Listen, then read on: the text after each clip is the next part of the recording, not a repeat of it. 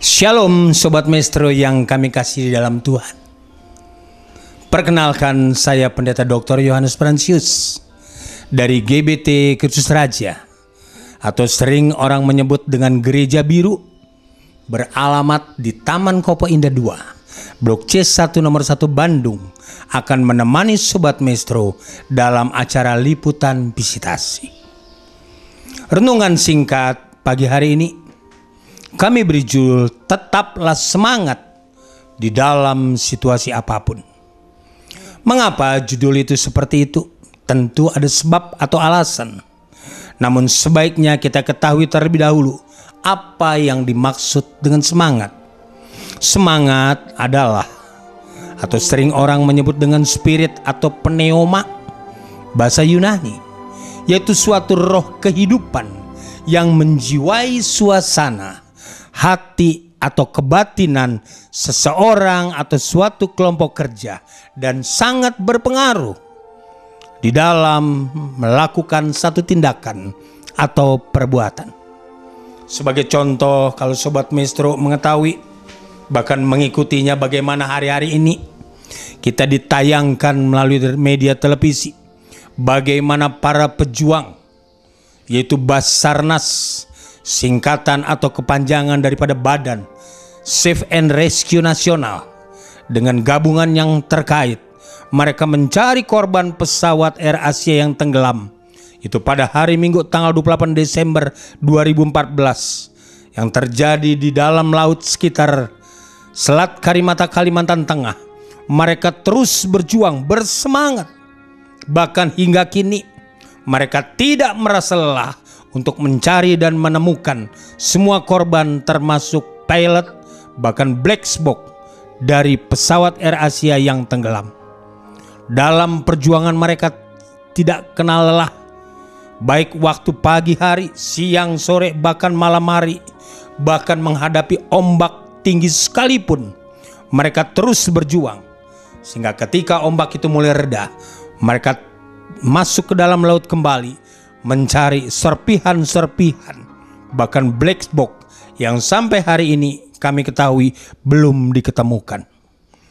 Dan bagaimanakah kaitannya dengan Alkitab? Kita juga bisa melihat salah satu contoh bagaimana kehidupan Simon Petrus. Bukankah ia telah mengalami kegagalan? Walaupun dia adalah seorang nelayan yang unggul, tapi nyatanya Tuhan izinkan dia mengalami kegagalan, tidak mendapat seekor ikan. Tapi ketika Tuhan Yesus berkata atau memerintahkan kepadanya, tebarkan jalamu ke seberang, dan Simon Petrus tidak ragu, dia tidak berbantah, tidak menolak, dia melakukannya. Dan apa hasilnya Sobat Maestro? Setelah dia tebarkan jalannya ke tempat yang dalam, Simon Petrus menangkap sejumlah besar ikan.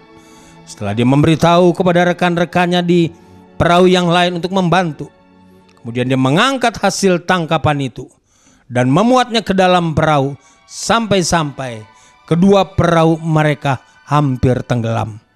Itulah karya Tuhan. Sebab itu Sobat Maestro, jangan ada di antara saudara, katakanlah mulai timbul keraguan, mulai timbul katakanlah keputusasaan, minta tolong kepada Tuhan. Nah sekarang apa rahasianya?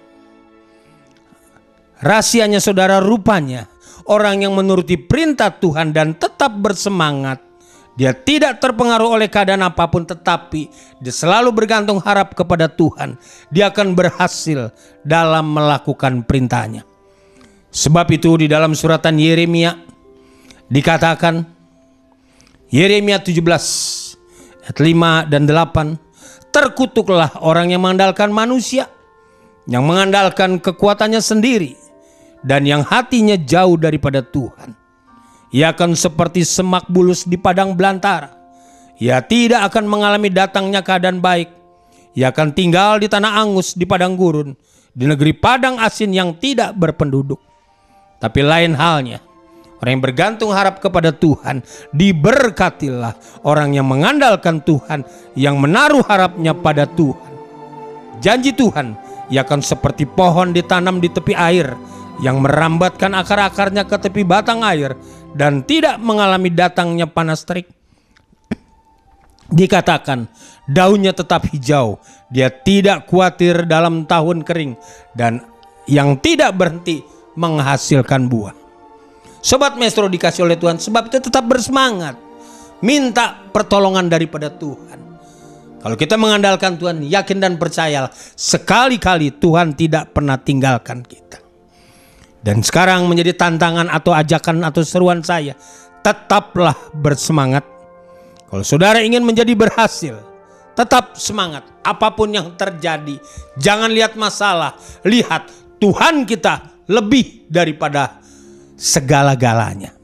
Akhirnya, saya Pendeta Dr. Yohanes Fransius dari GBT Kristus Raja, atau sering orang sebut Gereja Biru, yang beralamat di Taman Kopo Indah 2 Blok C1 nomor 1 Bandung, mohon diri dan sampai jumpa pada kesempatan mendatang. Sekian, Tuhan Yesus memberkati saudara. Amin.